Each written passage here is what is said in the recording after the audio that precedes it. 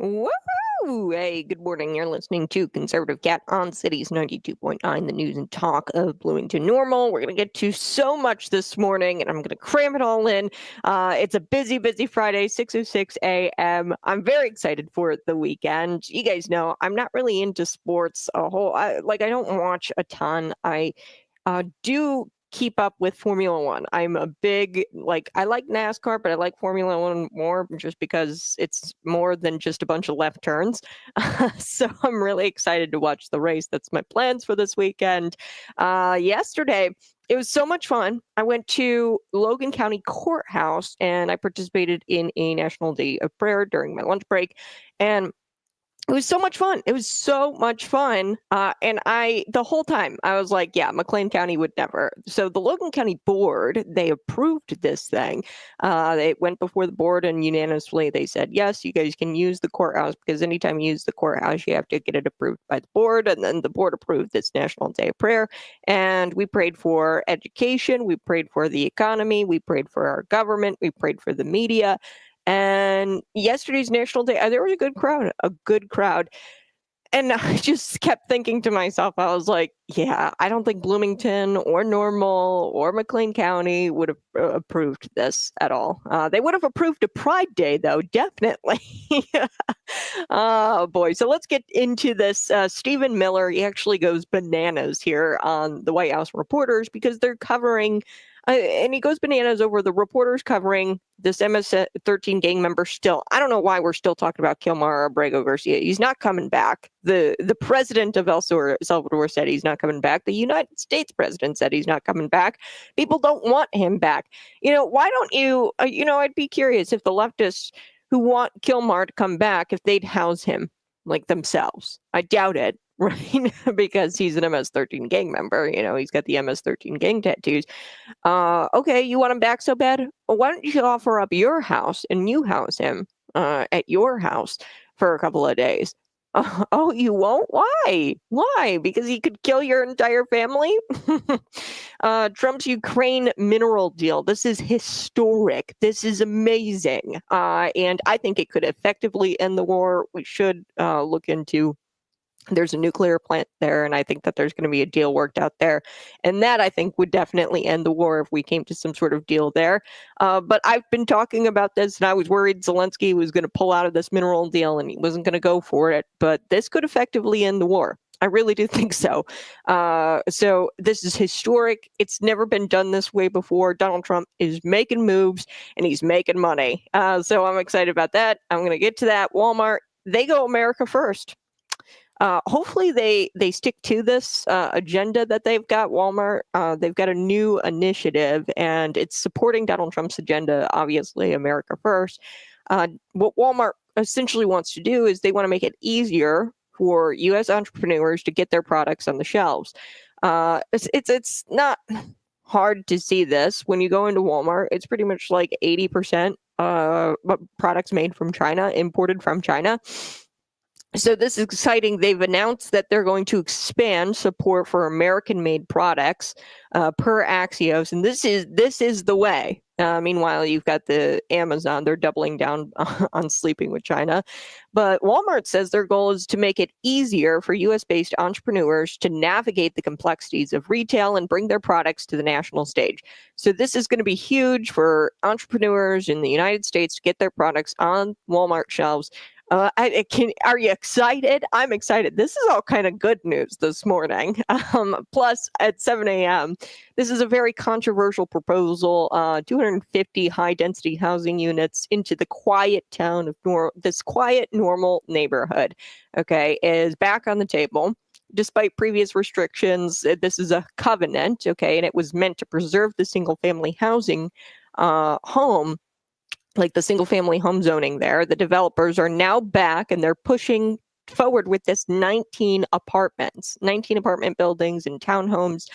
And it's going to be on 20 acres there in this neighborhood. It's right there by Collie Ridge. And the neighbors are, of course, concerned about traffic, overcrowding, privacy issues. You're going to do a 3-story apartment building that's overlooking the backyards of this Collie Ridge neighborhood, this subdivision. There's going to be overcrowding, potential crime. It's going to change overall. This is going to change the community character. And once again, the residents there in the surrounding neighborhoods of this plot of land, they've got to defend their streets. They've got to defend their children. They want their children to be able to play in the streets, and they want this community feel. All the kids are probably going to go to different school districts who reside in this apartment complex if it doesn't just go to just straight up Illinois State University students. This fictitious housing crisis, I'm about done with it, honestly. You came up with this economic development study, and you said that everybody who works in Bloomington Normal obviously needs a house in Bloomington Normal, and that's just not reality. It's stupid. We're going to get to that here in the 7 o'clock hour with Mike and Sheri Zigmond. And you won't want to miss it, because they're going to break down their concerns about this controversial proposal for this high density housing units in Normal. And throughout this week, we've had guests on the show from that area, because we care about what you think. We care about the residents. We're not going to have the town of Normal. People are like, well, why don't you get the town of Normal side?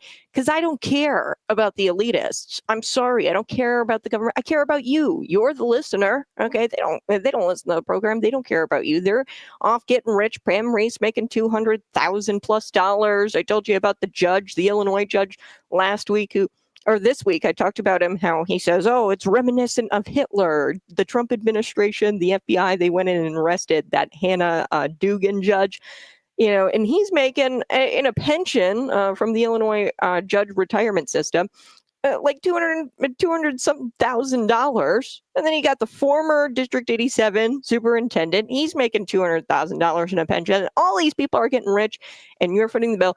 And I'm sorry, it's not that kind of program. I'm not gonna be a shill for the government. Sorry, not me. Let's get into it. The mainstream media, they're not advocating for victims. They don't advocate for you. They want to advocate for the criminal aliens. They want to advocate for alleged gang members. We don't do it here on this program. Stephen Miller isn't having it either. So that's why he went bananas on the media yesterday. He said, you obsessively tried to shill for this MS-13 terrorist. This is Kilmar Abrego Garcia. And there's no coverage in your papers about any of the Americans who were raped, tortured, murdered by illegals that Joe Biden was importing into our country. It happened right here in Illinois. Emma Schaefer, she was murdered, allegedly, because he hasn't even been convicted of it. Joe Biden gave him enough due process to where he was able to run back to Mexico and not answer for his crimes of killing a woman. Okay, so he hasn't been convicted from what I could tell, but prior to that, he even kidnapped a different woman, and he served in the Illinois Department of Corrections. That's Gabriel Calixto. Look him up. Here's Stephen Miller at the White House podium yesterday. With respect to the case that you mentioned, there's not even been more evidence that has been made public of this person's violent, repeated threats and assaults against his spouse, someone who had repeated, documented human trafficking and human smuggling offenses, somebody that has extensively documented membership in MS-13, a terrorist organization, and of course he had MS-13 tattooed on his knuckles. This is a person there was a clear and present danger to the safety of the American people.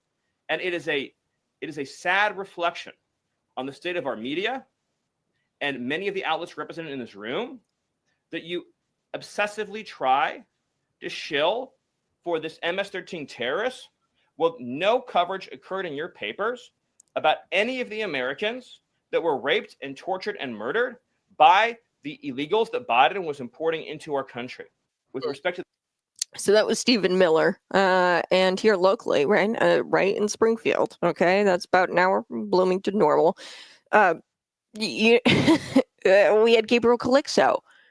He had so much due process, and it gave him an out. There was a deportation order drafted up by the Department of Homeland Security. He was awaiting some sort of, deportation trial, which is just layers and layers of due process. And it gave him enough time to run away. Okay, that's what criminals do when they give all kinds of due process. They're just going to ultimately run away. And the Trump administration, or they're just going to have more time to commit more crimes. Okay, so and the Trump administration said, nope, not us. We're not doing that. Take a listen to Steve Miller here at the White House. He had all kinds of things to say, and he perfectly summed it up there. He said that, hey, your papers, news media, it doesn't talk about how the American people are being raped and tortured by these illegals that Joe Biden had let into the country, given way too much due process, given way too much time to commit crime after crime after crime. He goes bananas on a multiple number of topics here yesterday. Stephen Miller, take a listen to this. Here we go. This applies to our whole K through 12 system. The Department of Justice is also coordinating with state and local law enforcement to fight child abuse in our school systems. It is child abuse to change a child's gender, particularly if you do not inform the parents. In other words, if a 5-year-old or a 6-year-old goes to school, or a 7-year-old goes to school, and the teacher tries to turn the boy into a girl or the girl into a boy, that is child abuse. And this administration is treating that as child abuse. And it is a gross violation of parental rights. Okay. Well, that was Steve Miller. And the media, what they've done here is they've essentially jumped on this administrative error with Kilmar Abrego Garcia, and they're trying to gaslight Americans into advocating against their best interests. Okay, that's what the media is tasked with doing. Same thing with, oh, well, the kids, if they don't transition, then they're going to die. Okay, that's gaslighting Americans into advocating for something that is against their best interest and the best interest of their child. They're trying to lie to you, to play on your emotions, and I want to get to another clip. I've got to take a quick break here in just a second. But the main problem with this is not that they've proven to just be morally incompetent, because morally, you look at this, why the hell are you reporting on Kilmar Garcia and you're covering him as if he's the victim? Okay, so you're morally incompetent, but they ignore the victim. So it would be one thing to treat Kilmar Abrego Garcia as a victim and cover him or whatever, but they also ignore the victims. They never cover the victims of these crimes, of the worst crimes committed by illegal aliens. They don't do it.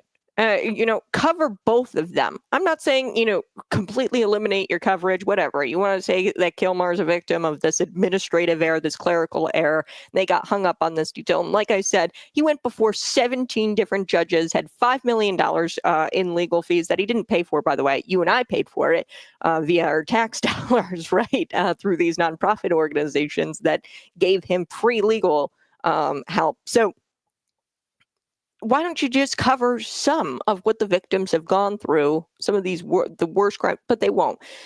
So I've got to take a quick break, but you're listening to Conservative Cat Cities 92.9. Find me on YouTube, Facebook, Twitter, and Rumble. When we come back, we're going to wrap up this story, but I also want to shift gears and start talking a little bit about this Ukraine deal.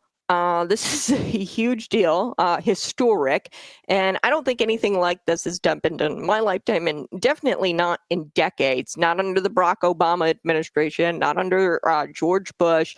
This is a type of deal that they would have no idea how to even approach this deal, because Barack Obama, your Joe Bidens, they have no idea how to operate like they're in the private sector. And Donald Trump went in here. He said, look, I'm going to run this like this is a business. Okay. And he knows how to do that because he's not removed from the private sector. He understands that, hey, I writing a blank check is not sustainable to Ukraine. $160 billion, whatever figures you want to use. 160 billion. I've heard 200 billion. We've sent to Ukraine. This is effectively, I think, going to end the war, the deal that Donald Trump did. So we're going to be right back. You're listening to Conservative Cat Cities 92.9. Good morning, Kathy. So do appreciate it. Kathy is a Logan County board member, and she was also there at the National Day of Prayer. The whole time I was just thinking to myself, I was like, yeah, no, McLean County would never, this would never get past allowing a National Day of Prayer inside of the government center or inside of the McLean County courthouse. it wouldn't happen. I don't think it would happen. Pride Day, yeah, sure, let's approve that, and they would definitely get the votes for that. Good morning, Kat. Good morning. Good morning. Good morning from Hawaii. Oh, good morning. I bet it's nice and sunny there. Here, the sun's poking out. It's poking out. Yesterday it was just rain, like on off rain. There was a little bit of sun, but it was like really humid, and then it like would rain, and then it would get really cold. It was a strange day yesterday. When we come back, I do want to wrap this up. There's one more clip I want to play of Stephen Miller. So Kilmar Garcia, he's not what you would call an upstanding illegal. Okay, so usually you might have illegal aliens who come into the country through an illegal port of entry, and it's very hard for them to be upstanding because most companies don't hire on unless they're willing to break federal immigration law, illegal aliens, undocumented workers, right? Illegal workers. Most companies don't want to do that, so then they resort to crime. Okay, so inevitably, and it's kind of like how sin works. There's a sin, and then inevitably more tragedy, more darkness follows that sin. So the illegal activity of illegally entering the country through an illegal port of entry, not going through the proper checks, that leads to, I can't get a job now because people won't hire me because of my immigration status. Now I'm going to resort to panhandling. I don't have any money because I spent all my money coming to this country illegally. I had to pay the human smuggler who smuggled me across the border $3,000 a pop. That's what it was going for. Illegal immigrants, the illegal smugglers, they would charge $3,000 a head. Okay, so I mean that's not easy or cheap to illegally enter the United States. A lot of these people spent their entire life savings getting to the United States, which is just ridiculous. Like, three people, like a family of three coming across the border, that's $9,000. That goes a pretty long way in places like Romania. Venezuela. I'm just saying most people here in the United States probably don't have a savings of $9,000. Okay, and then they come here and they're sold a lie. The United States is extreme, which we are wealthy, but we are also a country of debt. So the American citizens are taxed into oblivion, okay, and they can't afford life. Okay, so they put credit card, and they're in massive amounts of debt. So, you're out there panhandling as an illegal alien, and you're like, United States citizen, can you give me money? And the United States citizen says, I don't actually have any. I just have this like piece of plastic. It's a credit card. So they're lied to when they get here, like, oh, you're gonna have such a great life. The Joe Biden administration, they should have been telling the illegal aliens, like, hey, it's against the law for people to employ you if you don't have temporary status, if you don't have a work visa, student visa, whatever it is, if you didn't go through the proper channels. The federal immigration law prohibits anybody from hiring you. So it's hard to find a job. You have to find a job that's willing to pay you probably cash under the table. And most likely, if you're working for those types of companies, they're not going to be nice. Okay. And they're going to probably exploit your labor. You're going to be working for pennies on the dollar because they can, because it's against the law to even pay you. And they have this authority complex over you, okay, knowing that you're here illegally, and this threat of, I could just call the immigration authorities on your butt if you don't do what I say, and this is slave labor, okay? So it's actually inhumane, it's not compassionate to allow these people to come to the country through an illegal port of entry. And it's very hard to find what you would call an upstanding illegal, okay? Even if, like, on top of the, crime of committing, or the crime of illegally entering, that already makes you not an upstanding person because you were willing to commit a crime. But on top of that, you're more apt to commit more crimes on top of that because, like I said, it's hard to find a job. You waste all your money coming here, and you think that, people are going to give you money, and then you're SOL, right? You're out of luck. And then you resort to things maybe like prostitution, drug dealing, If you're in one of these major metropolitan areas like Chicago, you're going to resort to gangs. You have nobody here. You come to the country illegally. You're looking for a community. Then, oh, there's a Venezuelan guy. Quite possibly that upticks gang activity. The fact that you have no community. I mean, we see it in Chicago with the Black community, right? Young men who don't have fathers in the home, they're looking for male interaction. They get involved with the gangs. Like, we know what all this is about, but yet we're advocating for it, and it makes no sense. But even if Kilmar Abrego Garcia was an upstanding illegal, which makes no sense, like he went before 17 judges, and to keep claiming that he deserves due process is insanity. I got to get to this story. I'm going to wrap up the story, and then we're going to come back and talk about the Trump deal, the Ukraine deal.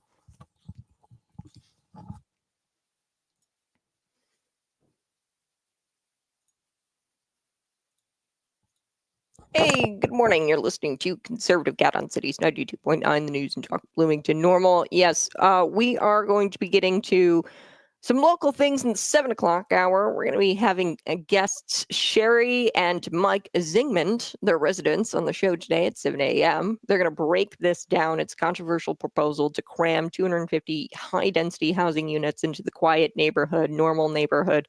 And it's back on the table because this was, I think it was like 2023 when they wanted to pass something like this, when they wanted to do this, the developer, but they ran into a little hiccup because there's a little something called a covenant. And there was this covenant that was designed to preserve single family home zoning there. And now the developers are pushing this forward, this 19 apartment buildings, 3 stories high, and some like duplexes, from what I understand, on this 20-acre lot. The neighbors are obviously concerned about traffic, overcrowding, crime, privacy issues, and the changing of the community. This is going to change the character for sure. And they're forced to defend their neighborhood yet again. So we're going to get to this here in just about an hour. So at 7 o'clock, you won't want to miss it. I do want to wrap this up. Kilmar Garcia, Abrego Garcia. We know that Steve Miller was at the White House in front of the podium yesterday, and he wasn't an upstanding illegal. Okay, he went before 17 judges, and it makes no sense why the left chose this guy to be the guy that they want in the papers. Okay, like, choose somebody else. There's got to be an illegal alien like mother or somebody who's very like upstanding outside of breaking federal immigration laws. It's hard to find, probably because once you break federal immigration law, you're going to break even more laws. Okay, just you're more apt to break more laws in that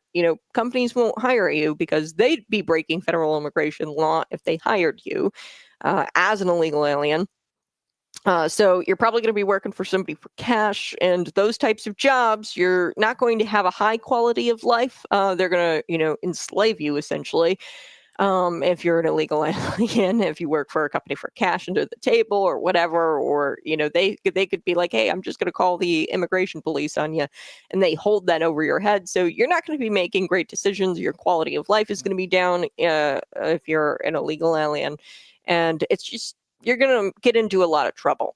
Okay. And if you're willing to break federal immigration law, okay, why wouldn't you, maybe sling some dope for cash? Why wouldn't you join a gang? You're obviously willing to commit a crime in the first place. But anyway, they couldn't find anyone better than Kilmar Garcia, I guess. And this is the best they can do. This guy had literally MS-13 tattooed on his knuckles. And, this guy was clearly a threat to the American people, much like Gabriel Calixto was a threat to the American people. And he was able to kind of skirt by the Department of Homeland Security when he had a lawful deportation order drafted up. He was supposed to be deported, but he wasn't under the Biden administration. And that's what led to Emma Schaefer in Springfield getting murdered.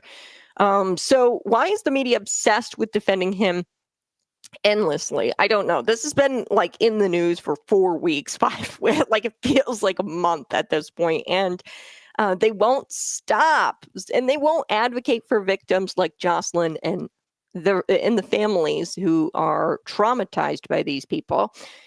And it shines a light. The reason why they won't do it, it shines a light about the most heartbreaking part of these crimes is that these crimes committed by illegal aliens. And the most heartbreaking part is that these are preventable. That's why the media won't cover, the victims of some of these worst crimes committed by criminal aliens. And I want to play this. This is Steve Miller. He was at the White House podium yesterday, and let's take a listen. Here we go. Just a couple years ago, there were two gentlemen. They were from Venezuela. They were members of Tren de Aragua. The Biden administration and Border Patrol apprehended them and made the decision to provide them with extensive due process, put them onto a program known as supervised release, and put them on ankle monitors so that they could go through a lengthy legal judicial determination as to whether these legal aliens who had just set foot on U.S. soil might want to live in the United States for the rest of their lives. What was the result of that decision? What was the result of that choice that was made? Those two men kidnapped a young girl named Jocelyn Ungary from her family. They beat her. They sexually assaulted her. They tortured her. They stripped her. They murdered her, and they dumped her body. That is what the Biden administration's policy was. Most of your papers never covered her story when it happened. To the extent that you covered it at all, it was because President Trump forced you to cover it by highlighting it repeatedly over and over again. He had to shame you into covering it. And each and every one of you that sides over and over again with these MS-13 terrorists, to the extent that you have the financial means to do so, you all choose to live in condos or homes or houses as far away from these kinds of gangbangers as you possibly can. If I offered any one of you a rent-free home with no taxes to pay in any of these gang neighborhoods, and I said your neighbors are MS-13 terrorists or Mexican mafia or Sinaloa cartel or Tren de Aragua, I couldn't pay you to live there. But yet you, with your coverage, are trying to force innocent Americans to have these people as their neighbors, and that one day their daughter may be abducted from their home and raped and murdered. So you're not going to get an ounce of sympathy from this administration or President Trump for the terrorists who've invaded our homes and our country. All right, I got to take a quick break, but Jocelyn's life mattered, and the fact that Garcia gets more coverage than her, despite doing nothing beneficial for this country, proves that the media does not work for you. They just don't. They don't work for you. I got to take a quick break. You're listening to Conservative Cat Cities 92.9.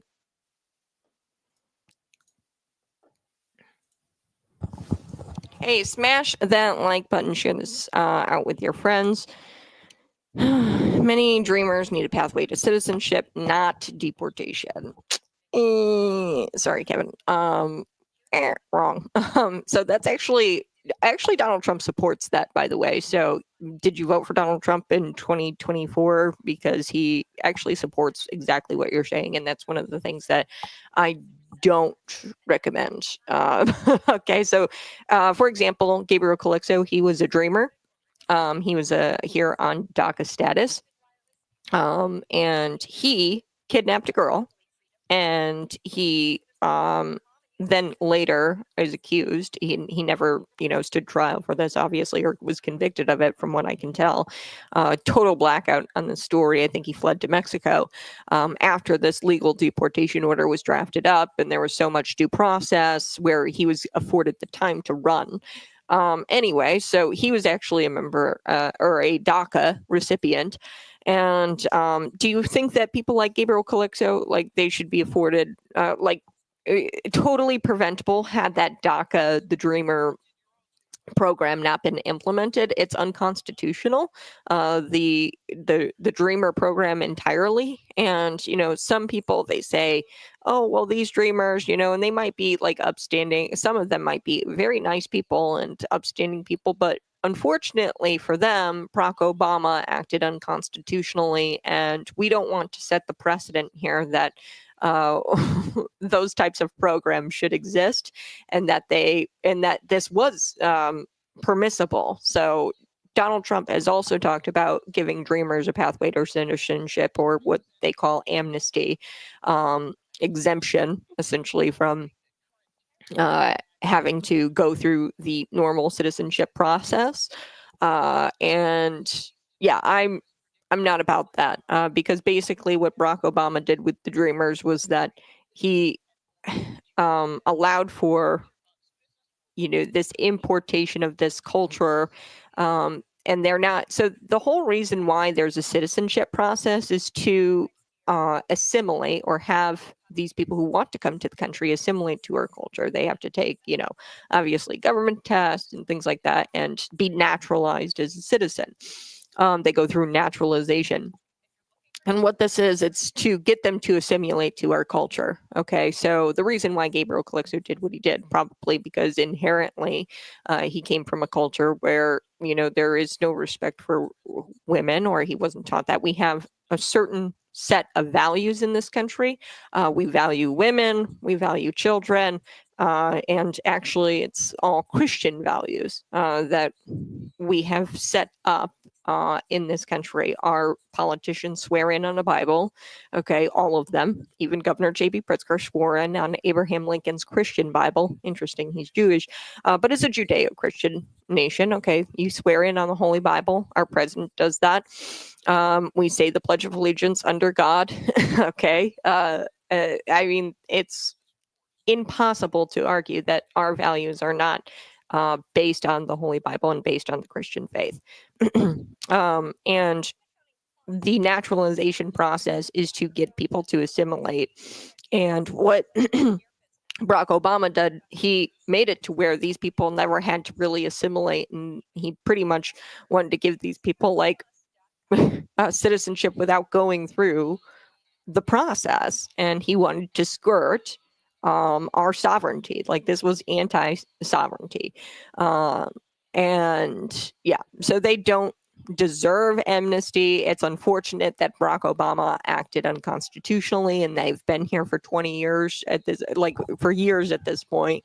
And it's unfortunate for them. I'm sorry that Barack Obama was such a jackwagon.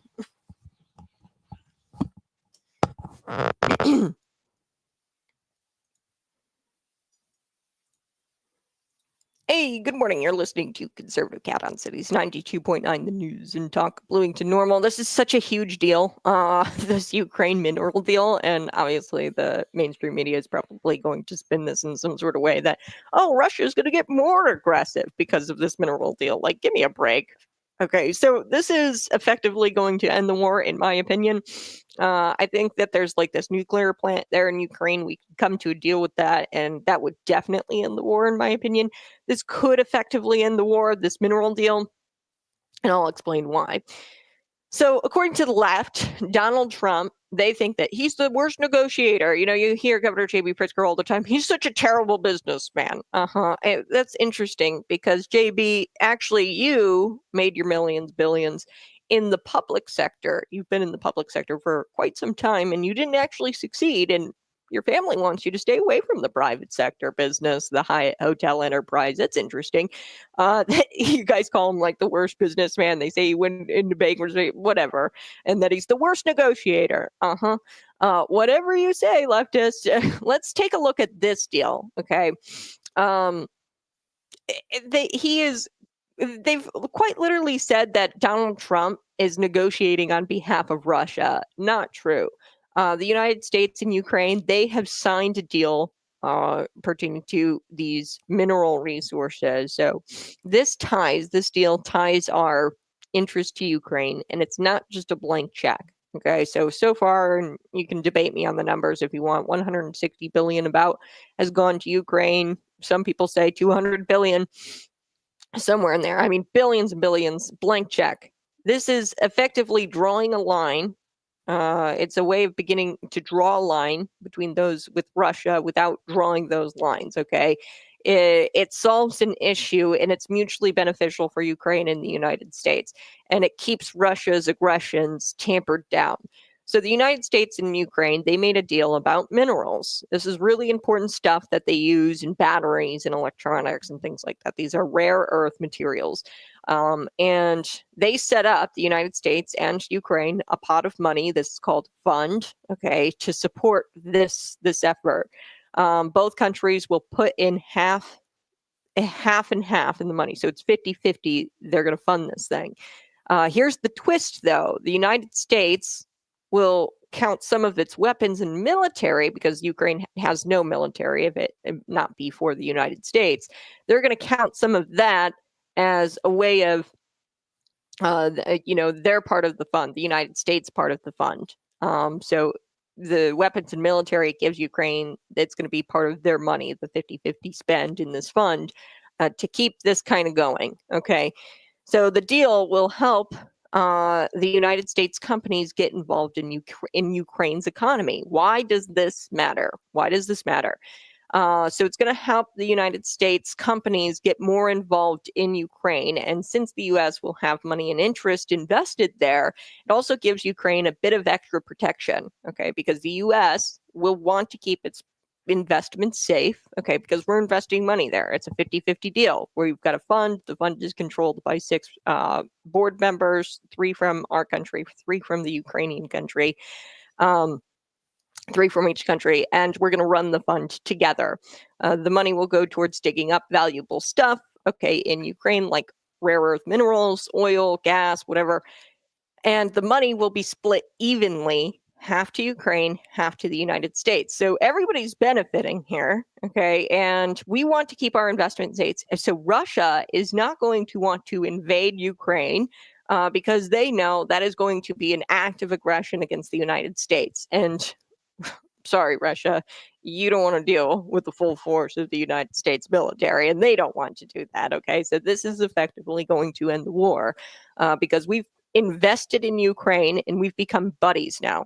You know, most people in America probably couldn't even point out where Ukraine is on the map. We've put them on the map because now we're buddies. We're officially buddies, and we officially have a vested interest, and we're benefiting from that investment, because these rare earth minerals, really important. It makes electric vehicles, it makes batteries and all kinds of stuff. So in the deal, the United States gets what's called the first right of refusal on investments in rare earth mining.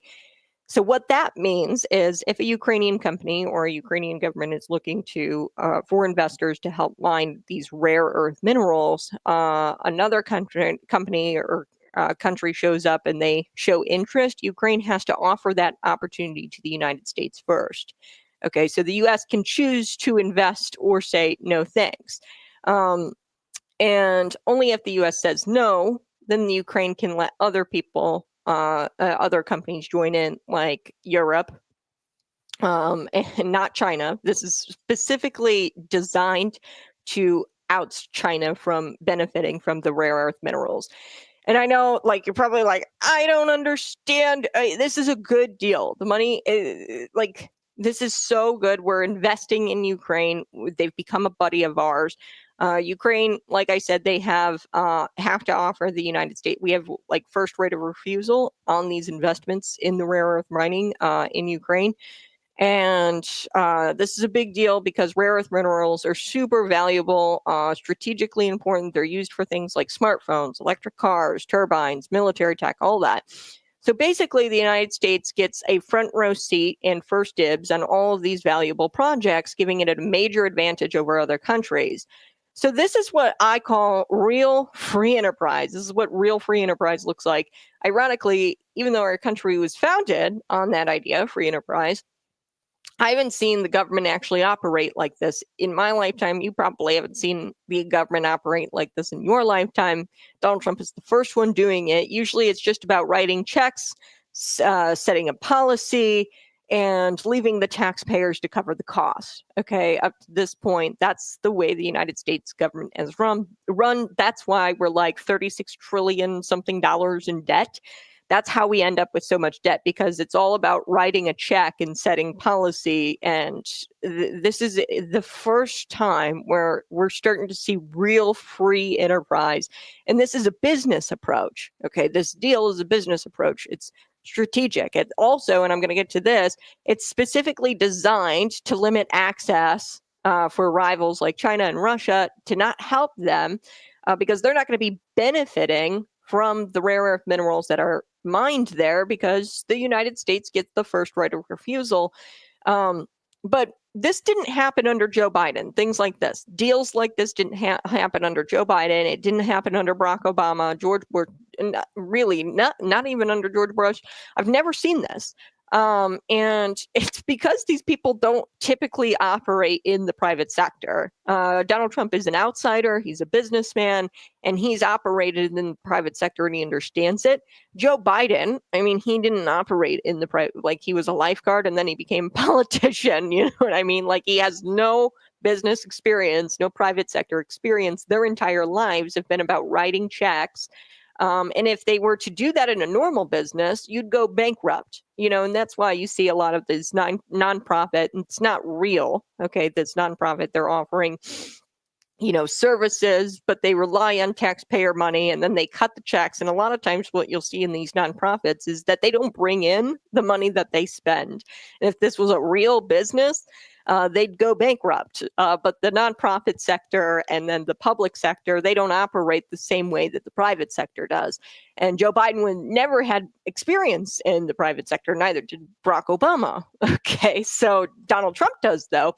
And I want to get to this. Ukraine and the Ukraine and U.S. mineral deal is specifically designed to limit our rivals like China and Russia, our adversaries. It's designed to not help them. And here's why. The United States gets that first right of refusal. Remember, I explained that.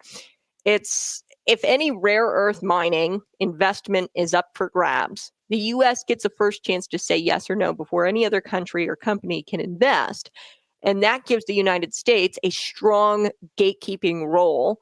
And the fund is jointly controlled by the U.S. and Ukraine with equal representation on the board. And that means the U.S. can say, or has a say in how the money is used and who gets access to it.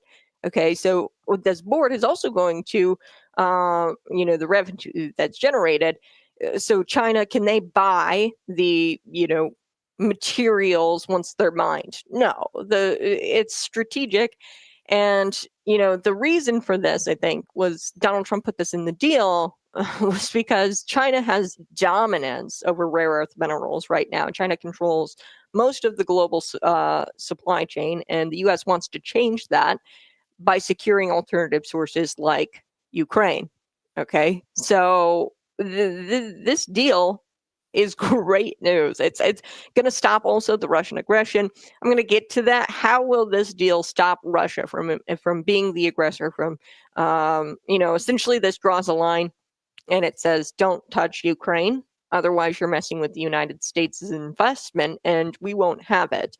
And it's going to make Russia think twice before aggressing or being an aggressor on this country. So I'm so excited about this deal. This is historic. The war could effectively end simply with this deal.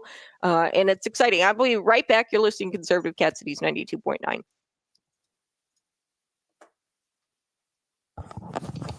Hey, go ahead and smash that like button, share this out with your friends. Yes, I know it's kind of complicated to really wrap your head around, but this is a great deal because we've made Ukraine an official partner. And I don't know why they didn't think of this before, Joe Biden, Barack Obama. It's probably just because they're used to not operating like a business, or like they don't understand how to operate the United States like a business because they don't have any experience in that area because they grew up with silver spoons in their mouth, and they grew up in the public sector, and they have no idea how this stuff actually works. And they were terrible for the country because they just wrote blank checks, and we got nothing out of those blank checks, and just more and more debt. So I want to get to why Russia is going to think twice about invading Ukraine now because of this deal. Number one, there's going to be economic and political stability now in Ukraine. Okay, so by investing in Ukraine's mineral sector, okay, these are rare earth minerals that are there, the U.S. is going to wind up strengthening the Ukraine's economy. Okay, by investing in their mineral sector. And when you bolster an economy, okay, this is going to be good because there's going to be U.S. companies who are going to want to go mine there, and they're going to be able to do it. And when you do that, when you like stir up the economy and bolster the economy, and you create a more prosperous Ukraine, the people there are going to like living there, because right now there's a lot of internal, and I've talked about this before, unrest in Ukraine. So there's a lot of people who would prefer Russia take over the state of or take over the country of Ukraine. There's internal unrest that is undeniable. That there's some people inside of Ukraine. They are all Russian speaking. They want Russia to take over because of the economic powerhouse that Russia is. In Russia, it's a dictatorship, but, the people are fed and they're taken care of. In Ukraine, also a dictatorship, but they have no financial, they're not they're like not an economic powerhouse like Russia is. Okay, so people would prefer a strong economy if they're going to live under a dictatorship, because Zelensky, he said that, oh, I don't want any what was it, elections or anything like that. It's essentially a dictatorship there in Ukraine, but it's a crappy dictatorship in that they're not an economic powerhouse like Russia is. So there's people in that country who would prefer Russia take over. Now, if you make it a more stable economy and you bolster and make it more prosperous, then there's going to be the settling down of internal unrest, okay, within the country. And Russia has historically always exploited this internal unrest, and has pushed things like even Russian propaganda, like, come to Russia, we have all this wonderful stuff, and you should want us to take over Ukraine. We're going to take care of you, that kind of deal, because they're a dictatorship. And a strong economy makes it harder for these external forces to stir up chaos. Okay, so if you have a strong economy, that stuff is not going to bother the individuals there who are internally fighting, because they're going to like living there, because it's prosperous. Okay, essentially this kind of makes, because Ukraine has nothing over there essentially besides this rare earth mineral. Essentially what Donald Trump did with this deal is make them like the 51st state essentially. And we paid for it, right? But they're going to be like an extension of the United States with this deal, or like we're invested in Ukraine. And that is going to deter escalation from Russia. So I'm going to get to this here next on Conservative Cat. Smash that like button.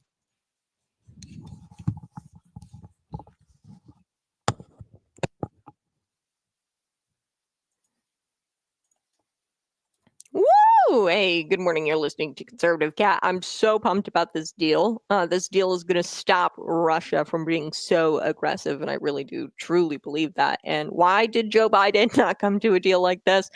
Because he doesn't know how to operate like a businessman, because he's never done anything in the private sector in his entire life. He got into politics at the age of, I don't know, teenage age. And Barack Obama, same thing.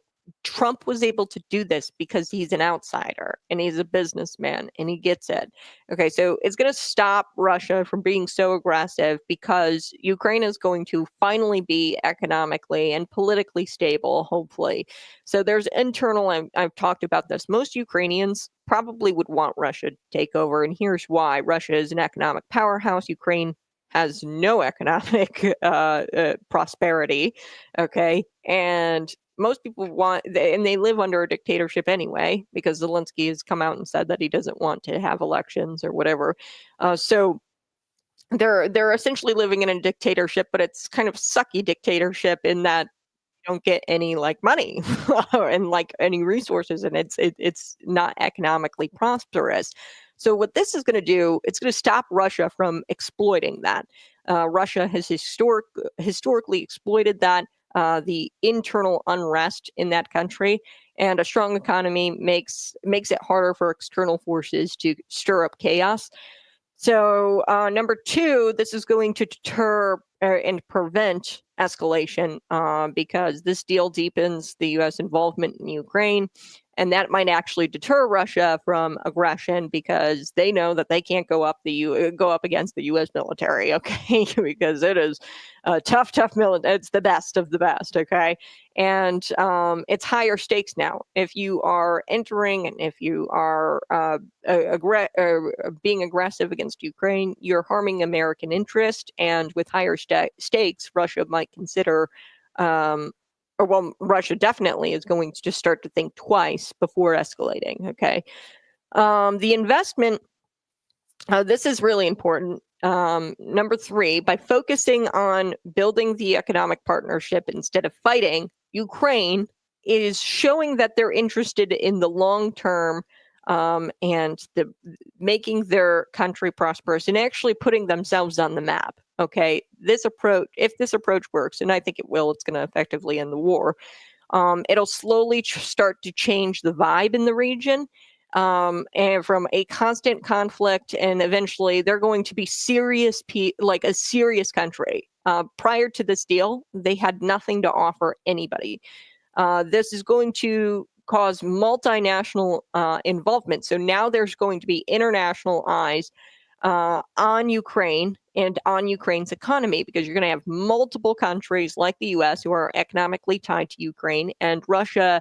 They're going to wind up facing diplomatic pressure to avoid destabilizing actions, because, oh well, look, Europe is now benefiting from these rare earth minerals, and they have an interest. So like, Russia's going to kind of be backed into a corner here to be diplomatic, because everybody has an economic interest in Ukraine, and if you move in on Ukraine, you're moving in on everybody's investments. So this is going to help maintain peace. Most leftists, they probably couldn't even point to where Ukraine is on a map. They wanted to write a blank check for $160 billion. And Donald Trump said, no, we are interested in a long-term solution. This is that long-term solution, and I'm pumped about it. I think that this is going to effectively end the war. We'll see what happens with the nuclear plant there. If we came to an agreement there, and invested in that plant, and the energy, I think that would even be more. It would probably end the war. This could end the war, this deal, and I think it will effectively. But Trump's so smart, so smart, and I don't know why. Well, I do know why Joe Biden and Barack Obama did not think of this. It's because of the simple fact that they are not from the private sector.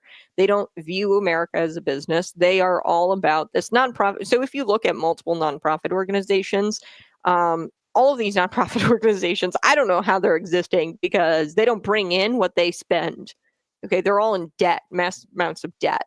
And it's so wild to me. Like Crystal Label, she's on the McLean County board and also doubles as the Normal Township supervisor. She's the executive director of a nonprofit organization. It's like Illinois Retirement Alliance or something. It's a nonprofit for seniors. You look at her tax filings, and like, the revenue that comes in is not nearly their expenditures exceed the revenue that comes in. And if you operate a business like that, then it goes bankrupt. You know what I mean? So I don't know why it's not sustainable. And like, look at the $36 trillion of debt. So this is potentially a $15 trillion deal, the Ukraine mineral deal. And it could, for the United States, like, we could get $15 trillion off of this deal, and chip away at our debt. This is just genius. All right, I got to take a quick break. We're going to be back in the 7:00 hour. I've got Sheri and Mike joining me. They're residents. This is a very controversial housing project planned for this quiet little neighborhood in Normal. It's back on the table. They, I guess, finessed this housing covenant with Collie Ridge, and now they're pushing forward with this 19 apartment buildings. I'll be right back. You're listening to Conservative Cat.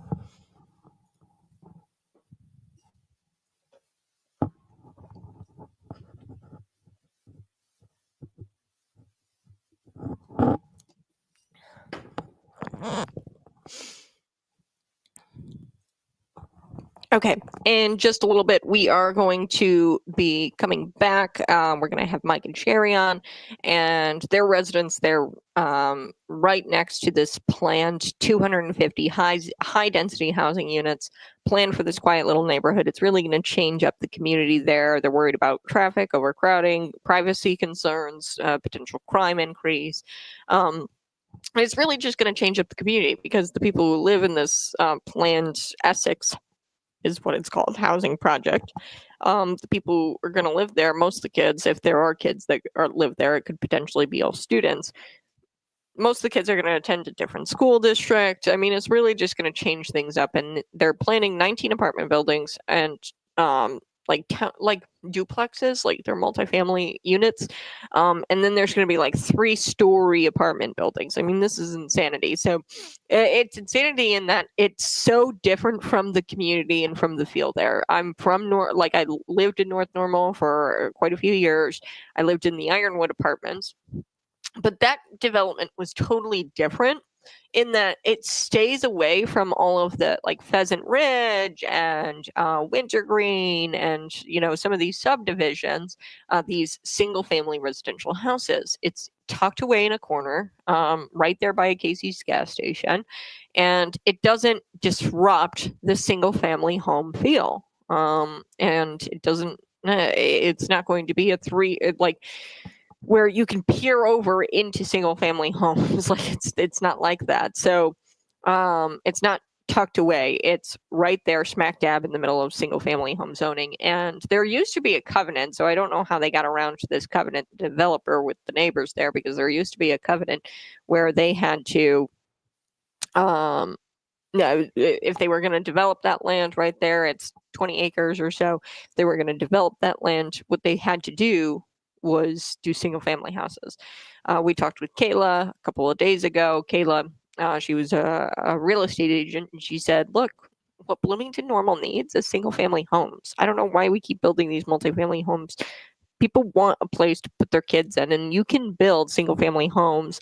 Maybe don't finish the basement, maybe not put in granite countertops, the build some starter single family homes. We're going to get to that really quick. I did tell you about Walmart. This is a really cool deal.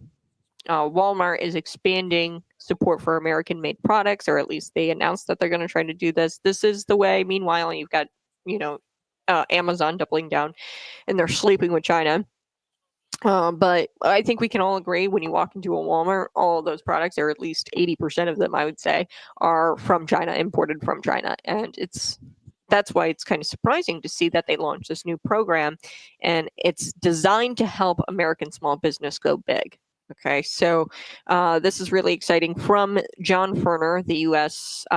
President and CEO of Walmart, he told Axios, quote, we anticipate thousands of small businesses will take advantage of these free resources over the coming years. Walmart says that their goal is to make it easier for U.S.-based entrepreneurs to navigate the complexities of retail and bring their products to the national stage, according to the Post Millennial.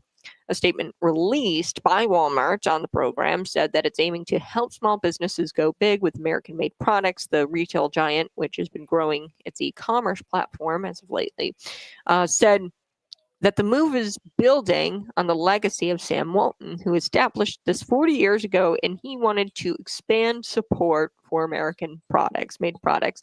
Yeah, Sam Walton would probably be rolling around in his grave, seeing what Walmart has become. It's a great it's great that the company is trying to finally make American products great and affordable again. And it's a bit comical considering Sam Walton likely did not see his company going the direction that it did.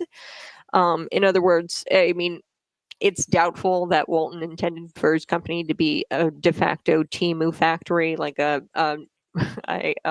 crappy product, from China factory, but that's neither here nor there, right? Sam Walton probably didn't think that his company was going to turn into that. Walmart said that the program is going to make it easier for U.S.-based entrepreneurs to navigate the complexities of putting their products into the retail space and on the national stage. And What's ironic is that this has really led to the Walmarts. They usually lead to mom and pop shops, the downfall of mom and pop shops. That's why you don't see like a family owned hardware store or like right next to a Walmart. They can't compete with the buying power of Walmart, and it's kind of bizarre to see a family-owned business right next to a Walmart. You don't see a small toy shop next to a Walmart or a hardware store. This company, it was originally intended to help average Americans, and it's ended up doing the opposite. So they're going back to their original intention, and that's exciting.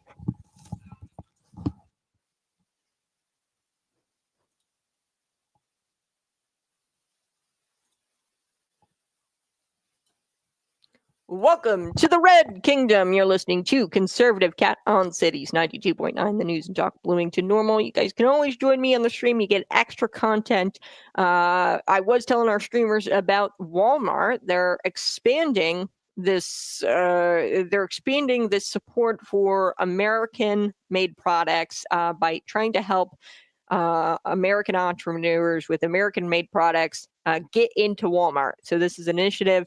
And they said that their goal is to try to get US-based entrepreneurs, to get them to a point where they can navigate the complexities of the retail space. And it's an initiative, and the CEO of Walmart, John Furner, and this is what Sam Walton had originally intended for Walmart. He wanted it to support American-made products. I'm sure he didn't think that his company was going to turn into like a de facto Temu factory where there's a bunch of crappy products and 80% of the products in Walmart are, from China. This is starting to look very American first, and I'm excited about that. But the CEO says, quote, "We anticipate thousands of small businesses are going to be taking advantage of these free resources over the coming years to get their products into our stores." And that's what he told Axios. So this is exciting, and I think that it's going to do a lot for small mom and pop stores. It'd be really weird. It's actually bizarre whenever I see like a small toy store, like a hardware store next to a Walmart. You don't see that. And the company was originally intended to help average Americans, to help U.S. entrepreneurs get their products. And so now they're going back to the original intention, hopefully. We'll have to see where this initiative will go. But it appears not to be with China, right? This initiative is anti-China. It looks like it's anti-China, and it's more about the U.S. entrepreneurs. So that's really exciting. Now, I want to get 7 o'clock hour here. I want to get to our very special guest, Sheri. I met Mike. Hi, Sheri. Welcome to the program. You guys can see Mike and Sheri on YouTube, Facebook, Twitter, and Rumble. Subscribe to the channel. How you guys doing this morning? Are you hopped up on coffee? Are you? Yes. We've had our coffee, feeling a little bit nervous about doing this, but we're excited to be here and share just our thoughts. Yep. Yeah, well, and how do I say your last name? It's Zigmond, right? Zigmond. Okay. Well, so is that correct? Yeah. Yeah. Zigmond. Yeah. They are residents. Now tell me where you live. Like, is it in Collie Ridge or is it in one of the surrounding neighborhoods? We are across from Collie Ridge, right across from the field in the Linden Place subdivision on Basswood Street. So we live in Linden Place, and then there's Beechwood Court, which has what, duplexes out there? Yeah. Mm-hmm. So we are right across from where they want to build this monstrosity. That's all I can call it. I'm sorry. Well, it looks huge. Let's get into it because, I mean, you're right. It's ginormous. It's 19 apartment buildings, and it sounds like they had originally, and I don't know how exactly they got out of this housing covenant with a Collie Ridge, but the housing covenant, it said, hey, we're going to preserve this as single family home zoning. And the developers, despite that covenant, obviously they're moving forward with this, and it's back on the table, this controversial proposal to cram the 250 high density housing units in that area. And it sounds like maybe this was how they compromised it, that there were going to be like townhome looking things or duplexes that surround it. But with Kayla, a couple of days ago, she was a resident that lived around that area as well. She, pulled up the map, and what it is, it's they tucked the apartment buildings, the 3-story ones, They tucked it behind so Collie Ridge couldn't see the apartment buildings, but it's like right butt up next to Kayla, where she's going to be, or where her neighborhood is, the 3-story apartment building. So tell me about, the change that you anticipate if this were to be built. What kind of change do you think you'd see, and why are you against those changes? I'll start with Sheri, and then Mike, I'll grab your response as well. Oh my gosh, the change. Number one, the traffic that's going to go through Basswood Lane from Linden Street to Beach and then into this apartment complex. They want to build the road into it, like just scotch down. Our concern in so many of our neighborhood is how much traffic is going to come through our subdivision, how fast it's going to come through. We're a neighborhood of families. Children are outside all the time, playing, not in the street, but they're up and down the sidewalks, and the families are out there. I'm pointing out there because it's out there. And if this goes through, our concern, our entire neighborhood is the traffic, number one, okay? And protecting our children.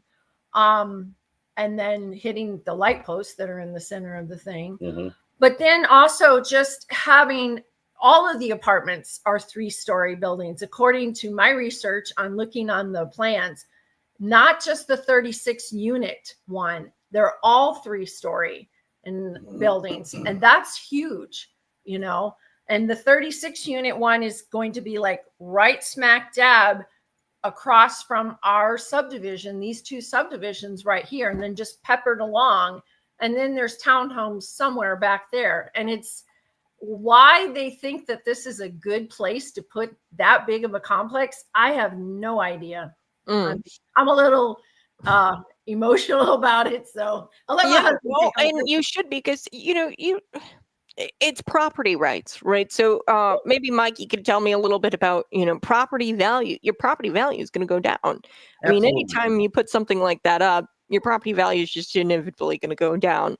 So Mike, tell me, what are your concerns? Yeah, I definitely the property values. We moved into this neighborhood with a covenant across the street that those were going to be single family homes, not apartments where anybody could live, but single family homes. And with the change in the whole demographic of that area, it's going to affect our property values. Also, if you look on the crime map online, all the crime rates are fine until you get into the apartment areas. And the ISU ones, the ones out by the Schnooks, all those ones are where the crime rate is concentrated. And you're going to start bringing that crime rate down to our area. We're seeing a little bit of little crime just because we live closer to the apartments that are currently down Shelbourne. My neighbor got a ladder stole out of his truck. I mean, and he wanted to know if I had a camera. Now we got to think about putting in cameras to keep us safe and to see what's going on outside of my property when I'm asleep. So it's very, very concerning to me to have those giant apartments go right across the street from us. And then we don't know what is it going to be used for college student housing. If that's the case, that is absolutely absurd.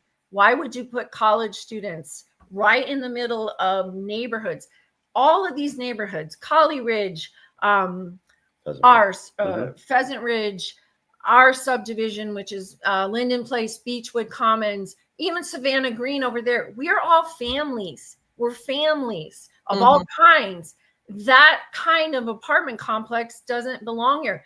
It's not that it's not not appropriate, but it's an okay project for somewhere else. There's other areas of land that aren't developed. There's other farm fields that can be bought where this can be put up, kind of like you said with Iron Ridge. It's in its own little corner. Even Lincoln apartments, they're all in their own corner. But this is like it's been plopped down in the middle of a cornfield over there. It's been a farm field for 18 years. We've been here 18 years. It's been wonderful, let me tell you. I grew up on a farm, and I love that it's been a farm field. Corn and beans, it's heaven to me. And then the wildlife, there's wildlife over there. Deer, there's foxes, there's bunnies, there's all kinds of birds, ducks, geese. and people walk through there, whether they should or not, I don't know, but people do.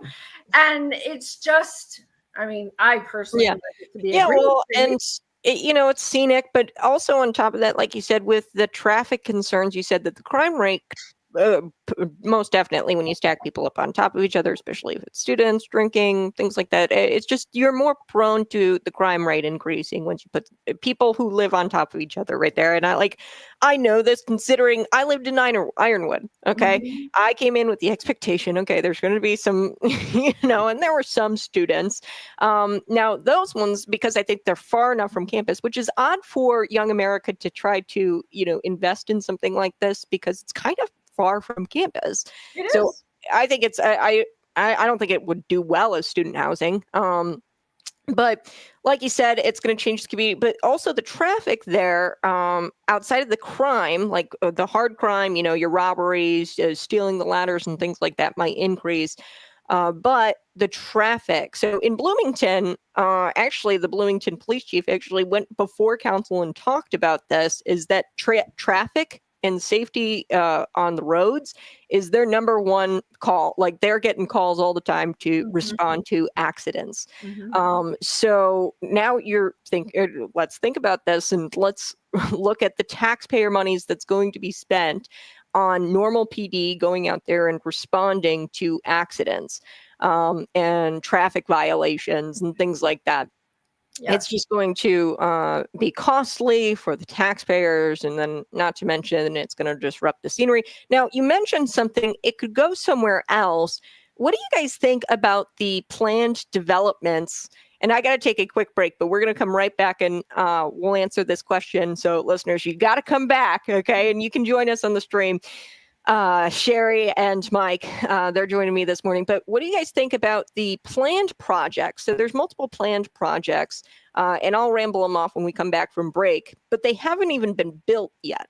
So obviously these are planned, approved, and they went before the planning commission, went before council, they approved all of it, but they haven't broken ground yet. So the whole reason for this would be to address the housing crisis, air quotes. I think that there is an issue with housing, but as Kayla had said a couple of days ago, she's a resident there. I think that it's more so there's a lack of single family houses, maybe some starter homes that are affordable.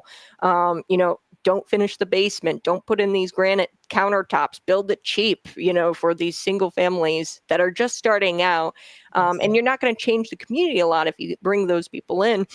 And that's so my question is, these planned, approved projects, why not finish those first? And if those were finished, do you think we'd even have a housing crisis? So we're going to come back, answer that question, but join us on the stream, folks, for more additional content.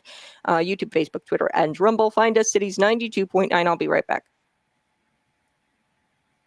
Okay. We're off the radio. We're going to come back for our radio friends in about 5 minutes. But so we'll answer that question for our radio friends. Right now, I want to ask you guys, did you have to fight this before? Because I think that this was originally planned, but they ran into some issues with Collie Ridge. Yes. How do you guys feel about the fight? Is it exhausting? Does it feel like you're constantly going to try to fight to preserve your neighborhood? And what's the feedback from the town? What's the feedback about the developer? Are you guys running into, no communication, nobody really coming to the table to talk to you? Tell me about the fight. Well, I've learned more than I ever thought I'd learn in a week, because the flyer about this town meeting and proposal to change it just came out like early last week after elections. Kind of interesting. So I've heard, or I've read and been communicated that the developer would not meet with people beforehand. It's waiting until the town meeting on May 8th. And it's frustrating that they won't meet with us. We had this single family home planned, and we went. Luckily, there was a covenant that stopped that. But now that Don Frank has got rid of the covenant, it's fair game. It's gone. It's going wherever they want, and they won't come and talk with us. We've asked for a meeting, and they won't come and talk to us. The city didn't ask us any questions, so it's very frustrating. And it's the Collie Ridge subdivision people, that they're affected, but it's all the surrounding subdivisions will be affected by this. So you would think they'd want to hear our voice and hear our concerns. And it's like, the planning committee, do they live near this? Does the town council, does the mayor, are they going to live near this apartment complex once it's built? Yeah. I don't the beauty of having, and it's unfortunate in the town of Normal, y'all are with an at-large government. That's the structure. Mhm. And it's unfortunate that there isn't a councilman who lives, and you can go to that councilman who lives in that area, as they do in Bloomington, where they have this district award system. Yeah. So you would know exactly who to go to. And they would also be affected by it, that councilman who lived there, and they would understand your concerns. Because we're an at-large government, I don't know if there's councilmen who live out there. But yeah, it's with an at-large government, it's kind of like, well, nobody really lives out there, so nobody really knows what you go through. Right. There's not an accurate representation on the council. So it's like, who do you contact? And do they care? Do they care? They say that, I read their bios on the town council. And it's like, I'm here to serve and it's my duty and I want to preserve the older neighborhoods, the mayor says. And it's like, do you really want to preserve the way these neighborhoods are? We've been here 25 years. Some of these neighborhoods have been here longer. The streets past Beach and the neighborhoods over there, they're beautiful. They've been here a long time.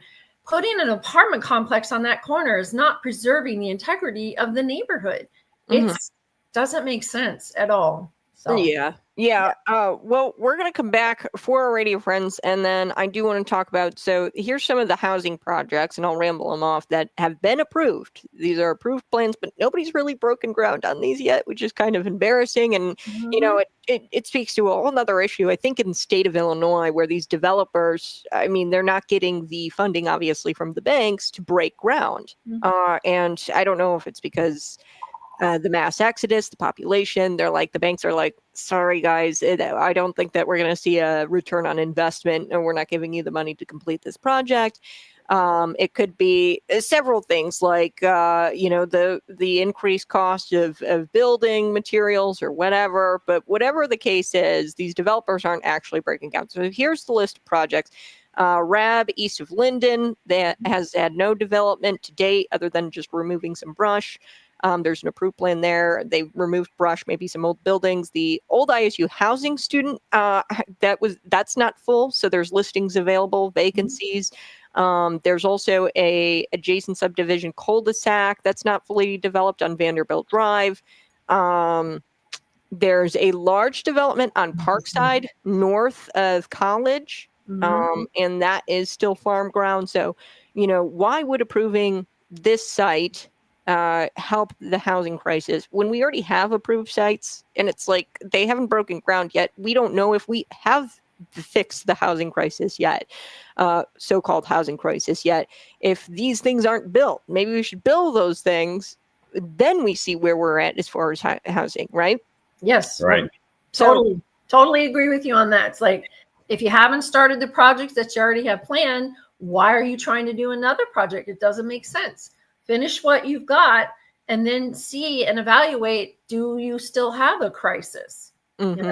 That's our thought, and the thought of many people that we've talked to, and some emails that we've received. So yeah, we totally agree with you on that. Finish what you started. Exactly. We're going to come back for our radio friends, so just hang on a quick sec. All right.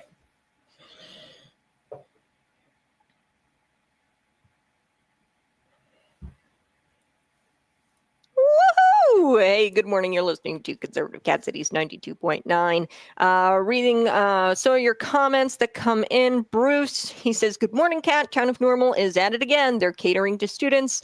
They built it and build it, and bus stops will be added for all the empty buses that run around town. So that's Bruce. You guys can always comment on YouTube, Facebook, Twitter, and Rumble. You can text me 309-451-9299. Before we took the break, we have Mike and Sheri on. Thank you guys. They're right over there. They're hanging out with me. And we were asking them, like, I want to know, what do you guys think about all these planned projects? So I'm going to ramble them off again real quick. So there's an approved plan on RAB east of Linden. No development there today. Looks like they removed some brush, maybe some old buildings, but they haven't really built anything there. And it's an approved plan. Mm-hmm. And then there's an approved plan. It's the adjacent subdivision cul-de-sac. It's not developed fully. It's Vanderbilt Drive. And then there's a large development on Parkside, north of College. That's still farm ground. There's also this old ISU student housing that's not full. I guess there's vacancies.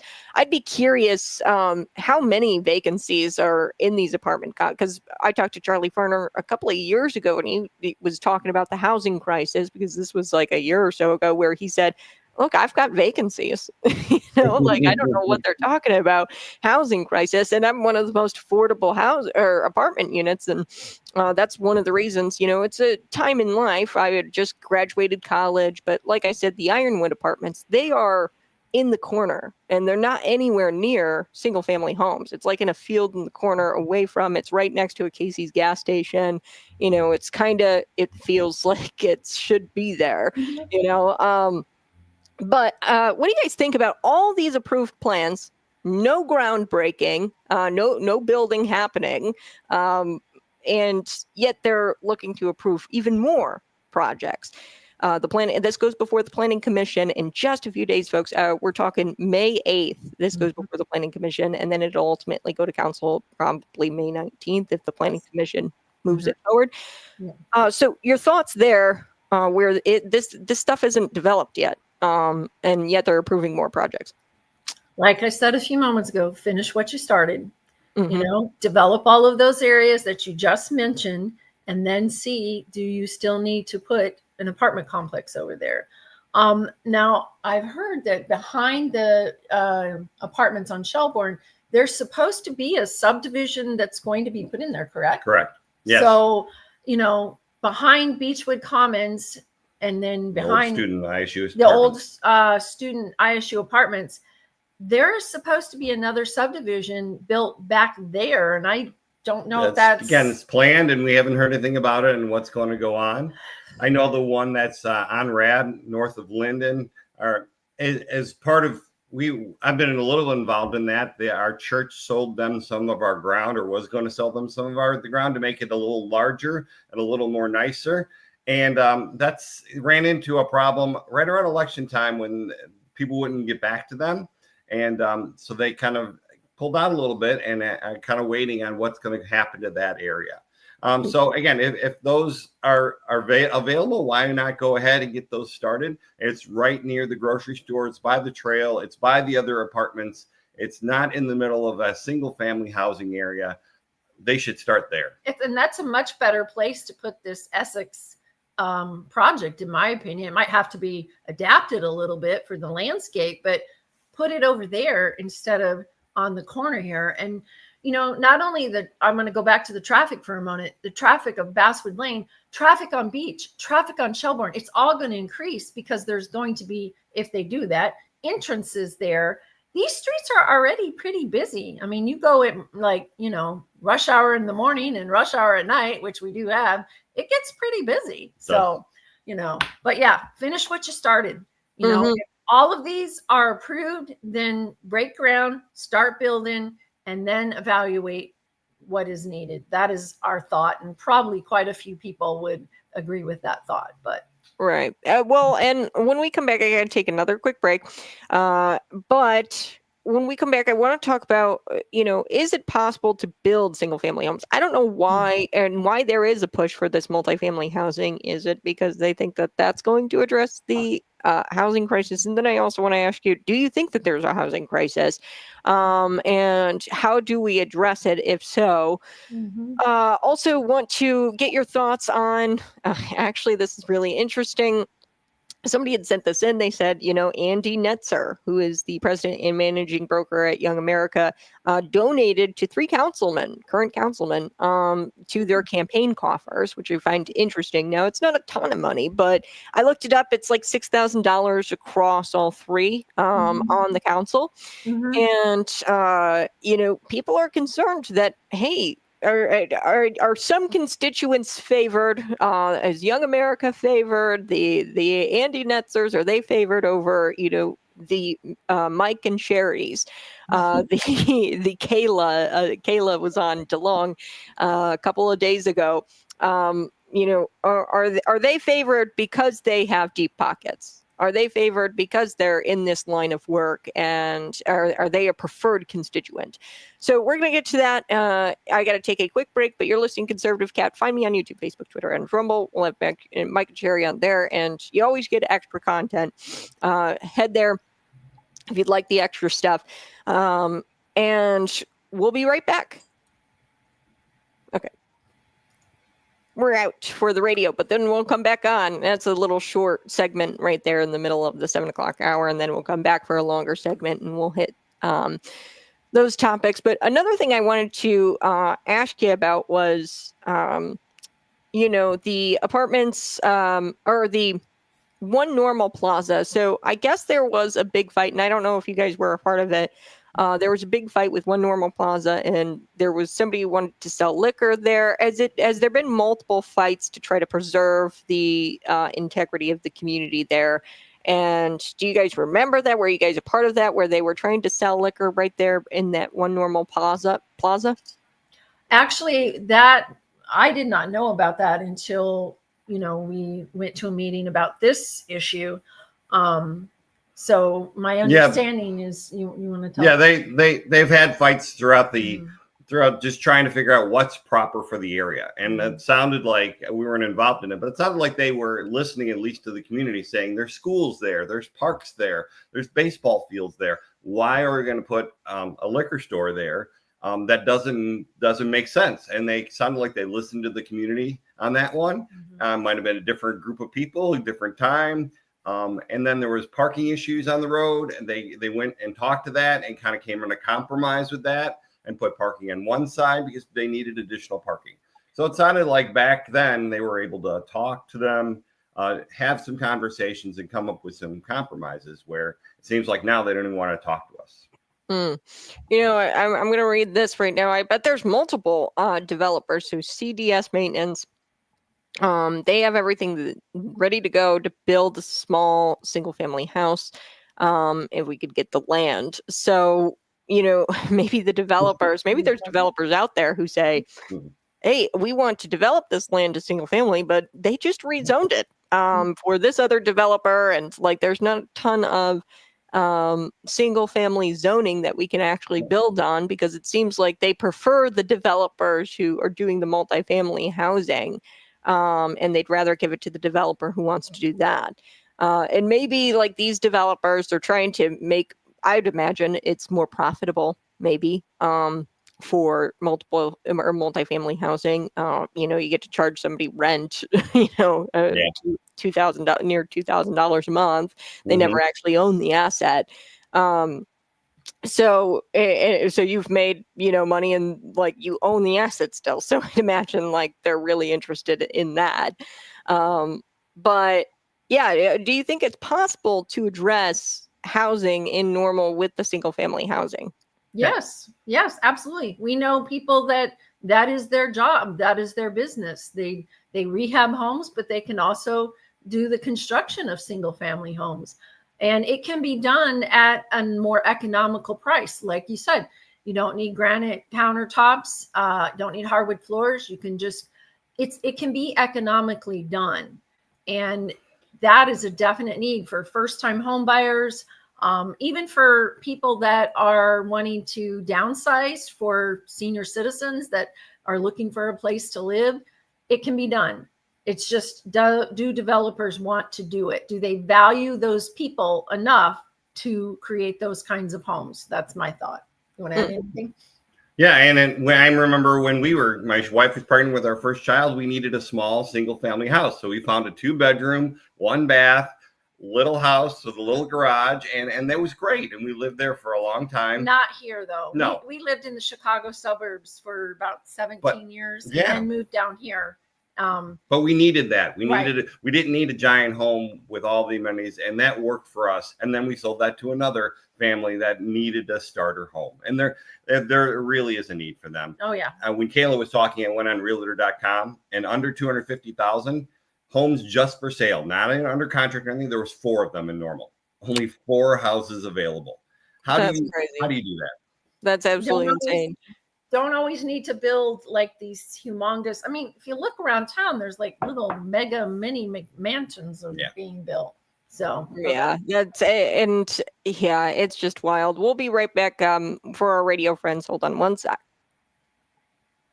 You can't give her a chance to get back to the radio.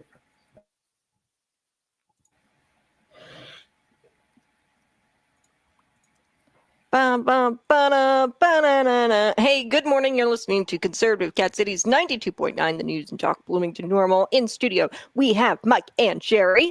They are residents right there, right smack dab next to this Essex housing project.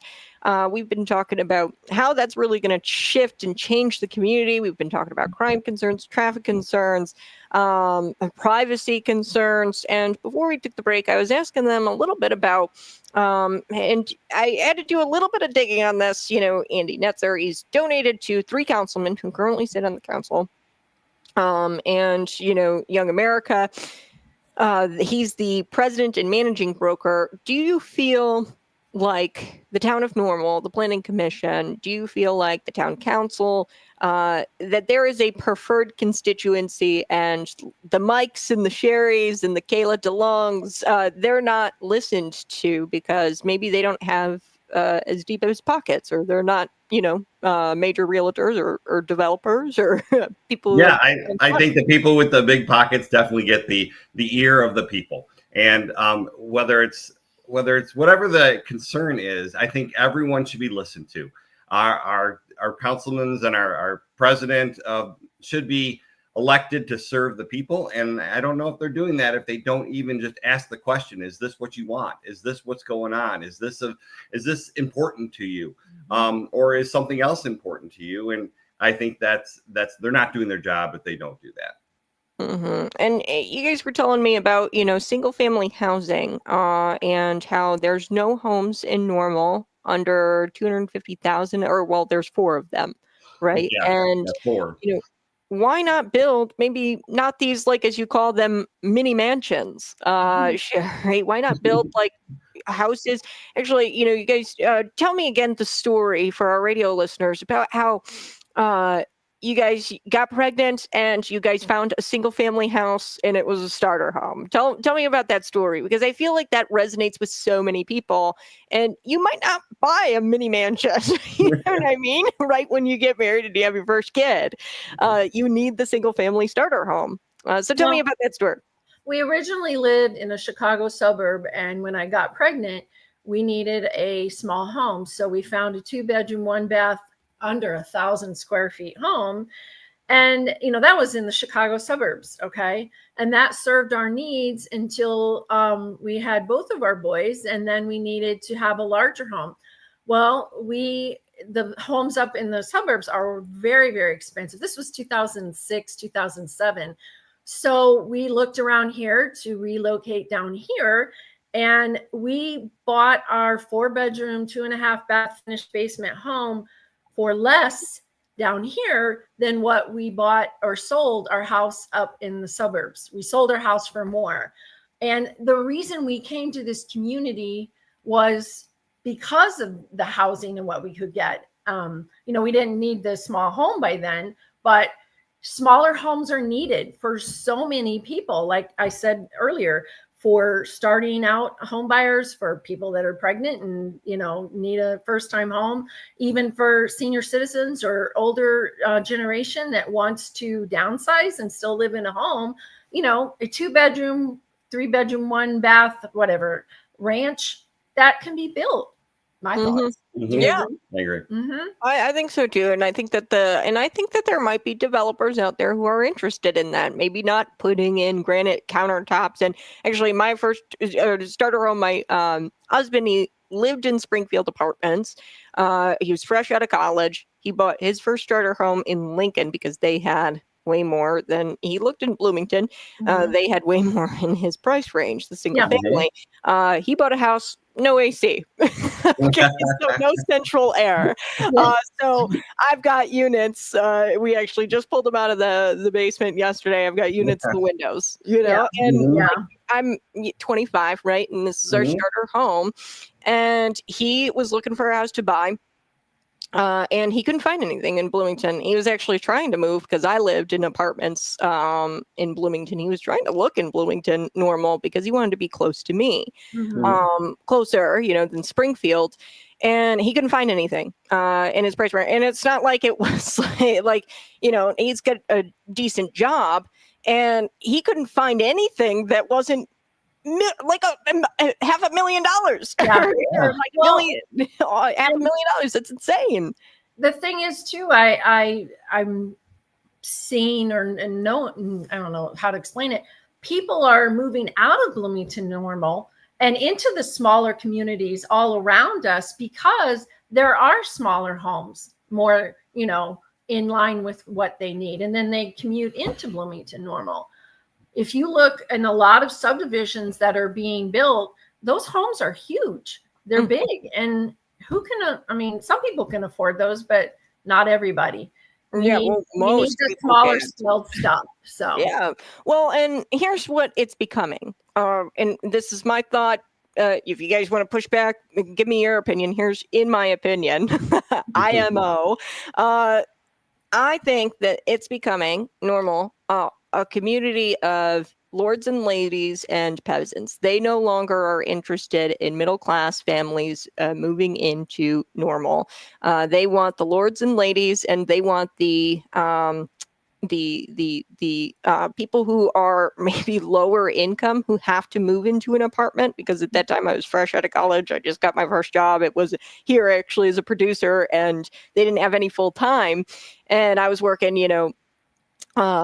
just like part time, and I didn't have the money to buy a house. So I mean, like, they want the lords and ladies and the peasants, and they want this dynamic in normal. And that's just my thoughts. It feels like that, like they're not being friendly to the middle class American who just wants to buy their starter home, or buy hey, I make a smaller income but not too small. They don't want that, and I don't know why. And you're going to destroy the community, because we need workers like that to work in the Rivian plant, the Ferrero plant. These are manufacturing. It should be a manufacturing powerhouse, but you're deliberately making it impossible for the manufacturer who makes it decent.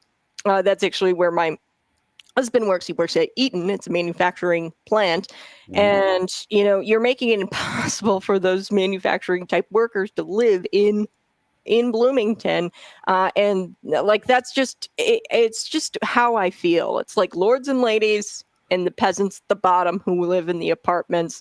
And yeah, that's just where I'm at with it. Maybe that's a little people are like, oh, I'm not saying that, but it feels, and especially when you don't have the developer participating in the communications, and when you feel like you're not heard by the town, it just enhances that feeling. Like, totally. That makes yeah. sense. Yeah. So we have got, I want to ask a couple more questions. One other question I wanted to ask you was about the privacy concerns. So these are 3-story apartment buildings, Mm-hmm. and they'll peer over into the single. Am I right on that? Correct. There's the back of ours is going to be backed right up to ours, and I counted the little drawing, and there's 50 windows peering back just in the 136 unit apartment, and they're going to peer directly back into our subdivision. So there's 2 36-unit apartments that are planned in this project. One that faces Beach Street, and then the other one faces the Collie Ridge subdivision. Okay. And then you have the parking that goes all around, and then the parking will face Phaeton Road. Is that right? The name of that road? All of those people, their backyard fences are going to butt up to parking of this apartment complex. So that's just the 36 unit building. And then you have the 24 unit and the 12 unit buildings, but they're all 3 stories tall. So they're going to be bigger than the existing anything homes around here. I mean, Yeah, and they want variances for the setback so they can get even closer to us. So they aren't even honoring the setback. They want variances to setback so they can put them closer to us. and in the design, they've got, the shrubbery and the hedges and the trees and, all this stuff to beautify it. You're not going to hide it with trees and hedge and it's going things. to take years and years for that to grow. You're going to see it, and it's not good. not good.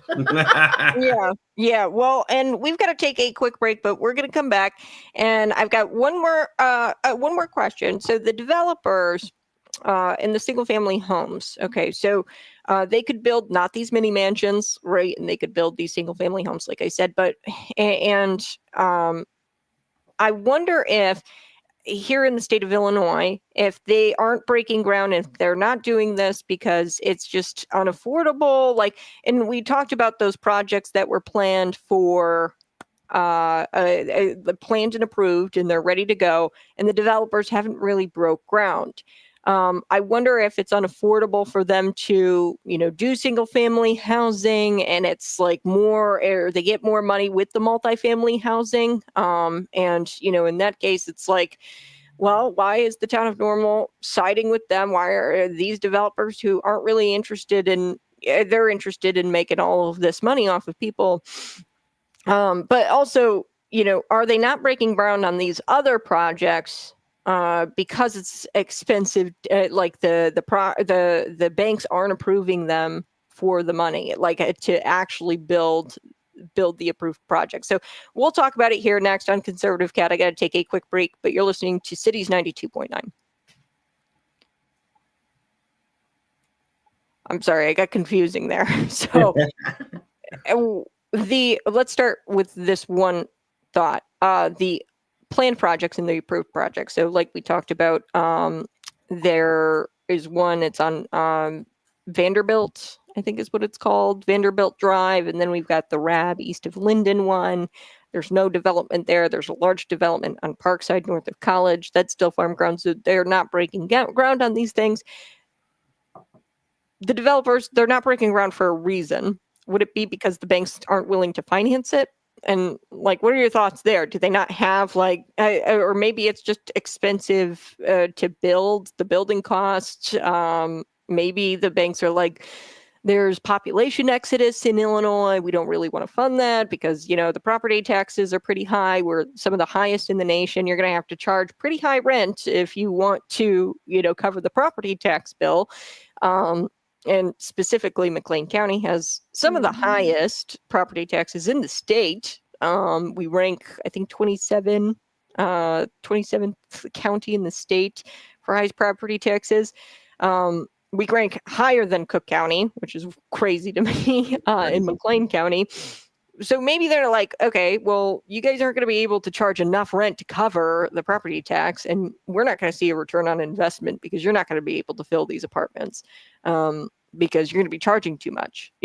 So maybe that's why banks aren't financing it. But your thoughts?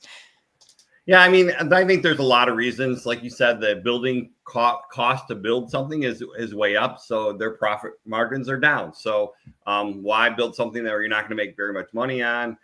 The interest rates are up. So again, you got a lot of carrying costs on the interest rates. And I think they're going to the multifamily homes because they can continue to gather income. You build that single family home, you sell it to a owner, and you're done and finished. Yep. And those builders have to go find more land, which is getting more expensive, and try to build something where if you build a multifamily building, you can continue to collect those rents every single month and continue to line your pockets with that money. Yep. I think that's exactly it. And it's really unfortunate because it's I thought, you'd think that the town of Normal would be interested, and not maybe the interest of developers who's trying to really exploit people.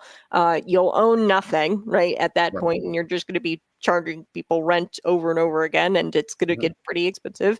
Mhm. And it is going to be expensive rent. Like, this is not going to be affordable. There's no way, because you got to, like, they're not taking into account that, hey, the landlord also, the people who have that land, they have to pay the property taxes, and that's going to be demonstrated in the rent price. And that's Mhm. why rent is actually astronomical right now in Bloomington Normal. It was when I was renting, even a couple of years ago. It was insane. A like studio apartment for $900 a month, and Yeah. that was the cheapest in town that I could Mhm. find. It was insanity, and it's even worse now. So, yeah, we're gonna come back for our radio friends. We're gonna chat a little bit about that, but also, this, like you said, the single family, it might not be um of the best interest of these corporate type developers, because it's done. Eventually those people will own it, and you can't continue to collect the rent.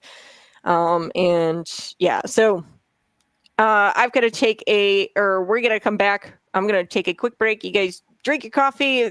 We'll be back in about 30 seconds. Okay. Okay.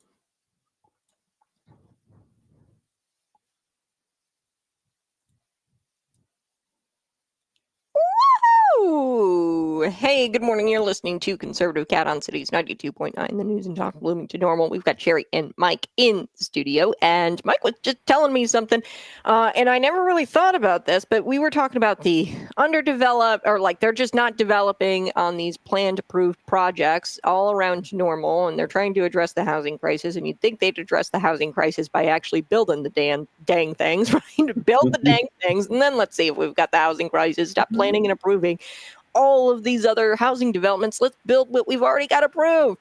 But the Right. developers aren't. And I don't know really what that is the banks not approving or not giving them the money because of the mass exodus? Is it because Illinois has some of the highest dang property taxes in the nation? McLean County, on top of that, has extremely high property taxes in comparison to most other counties in this state.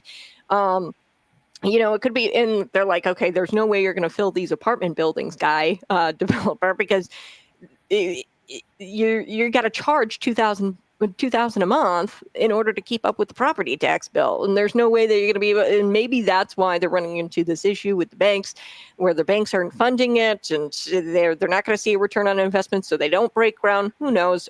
Mike, you said something about how maybe they're focusing on the multifamily housing because there's just this stream of income that continues to come in, and it's never going to stop because there's no ownership there. If they build the single family homes, it's done.